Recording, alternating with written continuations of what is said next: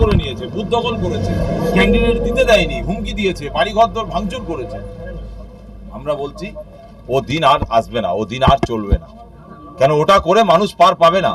কারণ সমাজ, প্রশাসন, আইন, আদালত তারাও সক্রিয়, তারাও চাইছে যে বসিরহাট লোকসভা নয় তামাম পশ্চিমবাংলায় ভোটটা করতে। অতএব দিনের শেষে কি হবে?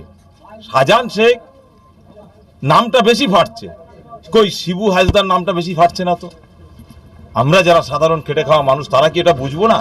আর কবে বুঝবো? আর কতদিন পিছিয়ে থাকবেন? আমরা বহুবার ভোটটা দিয়েছি, 17 বার লোকসভা নির্বাচন করেছি, কিন্তু তারপরেও ব্রিজ নেই কেন? স্বাস্থ্যকেন্দ্র নেই কেন?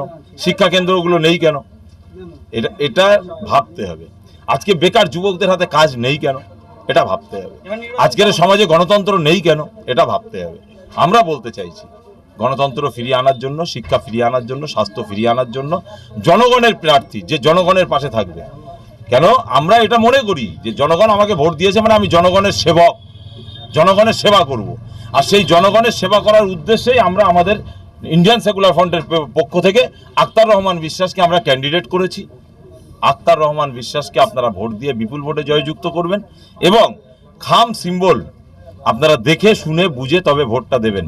কারণ বহু মানুষ বহু রকমভাবে আপনাদের বোঝাবে, কিন্তু খাম চিহ্নে ভোটটা দেবেন। ভোটটা যেন আপনার এদিক ওদিকে না যায়, কেন ভোটটা হচ্ছে আপনার বাচ্চার ভবিষ্যৎ, ভোটটা হচ্ছে আপনার সমাজের ভবিষ্যৎ, আপনার দেশের ভবিষ্যৎ, আপনার এলাকার ভবিষ্যৎ। আপনি খাম চিহ্নে ভোট দেবেন, আক্তার রহমান বিশ্বাসকে ভোটটা দেবেন, জিতবেন, নওশাদ সিদ্দিকী ভাইকে জেতাবেন। আপনার অধিকার ফিরিয়ে পাওয়ার লড়াই সংগ্রাম জারি থাকবে, চলবে। এটা ভাববেন যে আপনার হয়ে কথা বলার জন্যই আক্তার রহমান বিশ্বাসকে আমরা প্রার্থী করেছি। আমরা এই বসিরহাটের এত মানুষের সুখের দুঃখের কথা দিল্লি পার্লামেন্টে যে বলা সম্ভব নয়। তাদের পক্ষ থেকে একজনকে প্রতিনিধি করেছি, তারা সবাই মিলে ভোট দিয়ে একজনকে জেতাবেন, সে যে দিল্লির পার্লামেন্টে কথা বলবেন।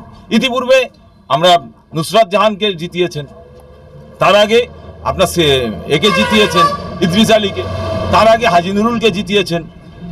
তারা কি আপনাদের কথাগুলো পার্লামেন্টে যে বলে আদায় করে নিয়ে আসতে পেরেছে? এটা আপনারা ভাবুন। আমরা বলতে চাইছি আমাদেরকে একটাবার সুযোগ দিন। আমরা কিভাবে আপনাদের সঙ্গে, আপনাদের সাথে নিয়ে কিভাবে কাজ করতে হয় আমরা দেখি। যদি আমরা না পারি আমাদের আর সুযোগ দেওয়ার দরকার নেই, একদম ক্লিয়ার কাট। আমাদের একবার সুযোগ দিন, যদি আমরা সমাজের মানুষের নিয়ে যদি কাজ না করতে পারি, দ্বিতীয়বার আর কোনোদিন ভোট ভিক্ষা চাইতে আসবো না, এটা আমরা গ্যারান্টি দিচ্ছি।